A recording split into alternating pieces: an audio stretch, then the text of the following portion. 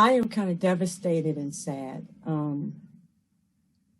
The way we have operated our school system in Fredericksburg has been, and as a product of the process, it was unique in that the city built a family without knowing it. You know, it was going to the grocery store and getting cut off by Jane Doe. And when you looked, it was your previous classmate. Jane used to cut line in first grade. She used to ask the teacher in the sixth grade if she could get in front of the line. So, you know, you just, by high school, when she was taking your parking spaces, you were just waving her off. And that's what you do now as an adult when you see Jane at the grocery store.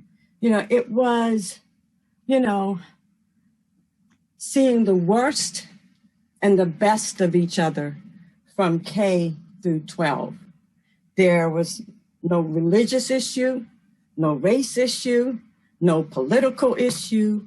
We were just there and bonding and learning from each other. And it was a bragging point that I've probably used throughout my career. You know, it's going to buy a new car, and my brother's brother is this car salesman, and you feel comfortable that you're not going to get a lemon because that relationship is there. We've been fortunate in terms of violence and other things that cities have experienced because we grew up together. And there are times when you're sitting on your front porch and somebody will ride by and you just remember them helping you do something or helping you doing the test or homework or something. And I fear we're going to lose that. And I hear the word temporary, and I will pray on that and hope that it is temporary because Fredericksburg is unique in that arena. I also feel that this is a told you so moment for me because when the board made the decision to give the city the land for the police station, one of the pinpoints was, well, the school could use that land later on, but I was waved away. And I'm thinking what would have been great is to have the K-5 campus where both schools are on the same grounds and activities could be planned to engage everyone.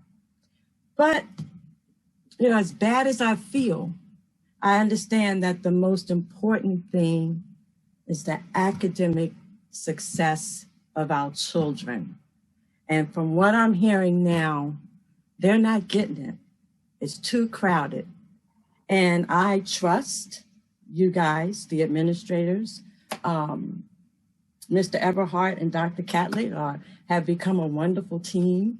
So although I'm hurting, I'm putting my faith out there that you are going to do the best you can to keep that family spirit going while we push for the right school for this city.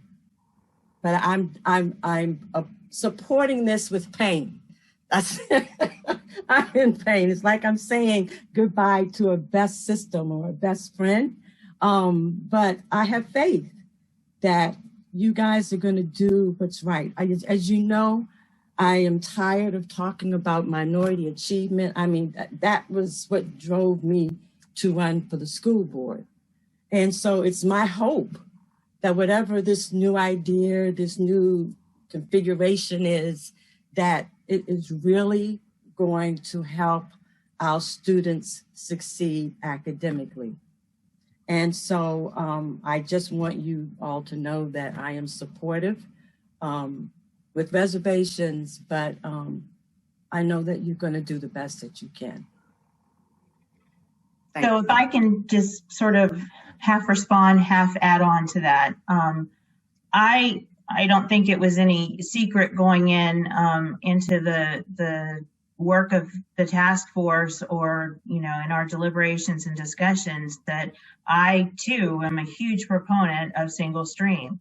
I think that the value that it brings is immense, and it is unique, and it does give us, opportunities.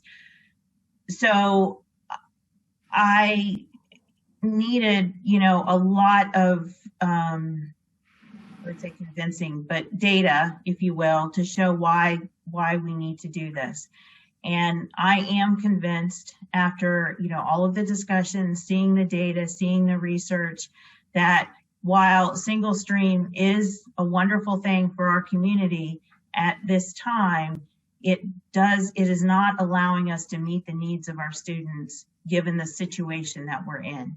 And as we go forward, and if we build a new school, also I just want to state for the record that we're considering all options on ECE as to what that school will be. It's not necessarily going to be an elementary school. We will figure out what is best for students and what will give us the biggest benefit for the school system as a whole. But as we go forward with that, we are going to need another elementary school, whether it's a new one or an old school converted, whatever we decide, that we'll look at whether it's prudent, to go back to single stream. It's data. We'll have some data from a couple of years of having K-5 schools. I do think that we have a fairly unique opportunity to continue to create that community that you talked about, because we're still single stream 6th grade on. Mm-hmm. So that's a lot of communities don't have that opportunity. Exactly. And we're going from one school with grade levels to 2, and then soon potentially 3 schools. And so we have an opportunity to be innovative in how we pull those children together and create that community. I do honestly believe that it is the best thing for our students, the best thing for the future of our children at this time and in this situation. And all we can do is make the best decision at this time and commit to going forward, evaluating what the best decision is in the future. So. Thank you, both of you. Anybody else?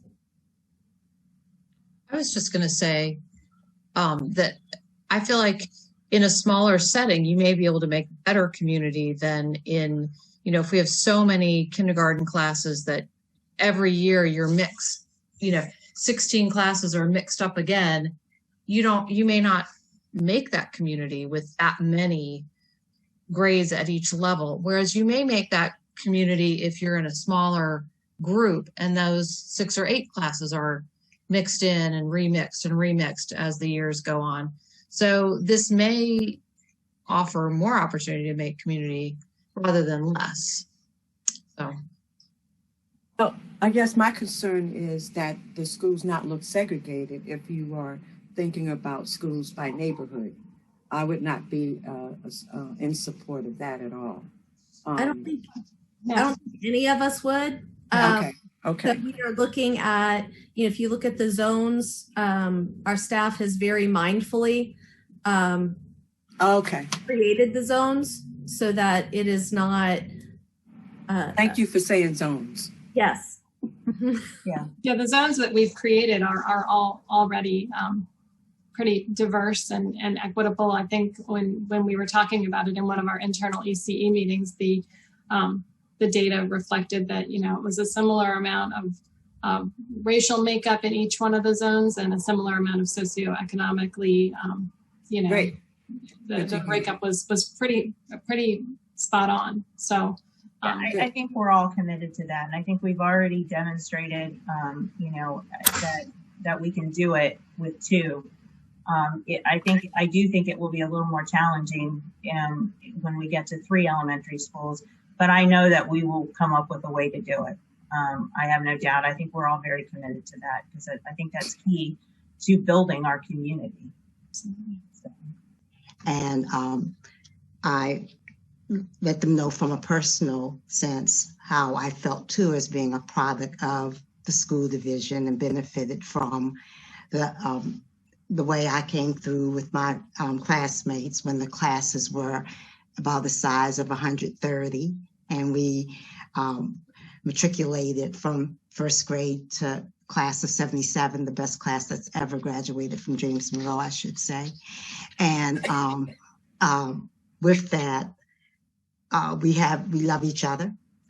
But there were 130 of us, and I could name them all off for you right now if I really needed to. But it's a different day, and the neighborhoods were different as well. The neighborhoods look completely different than they did in the late 70s and into the 80s. So it's time for a change, and we all recognize that.